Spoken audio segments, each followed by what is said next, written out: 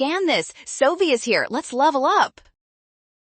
Calculus students, let's find the derivative of sine of e to the 3x power using the chain rule in 3 simple steps.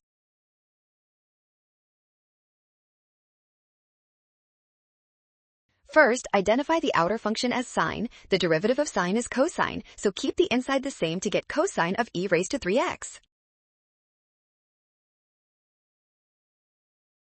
Next, differentiate the inner function e to the 3x. This requires another chain rule application, giving e to the 3x times the derivative of 3x. Finally, multiplying everything gives 3 times e to the 3x times cosine of e to the 3x. Option D is our final winner.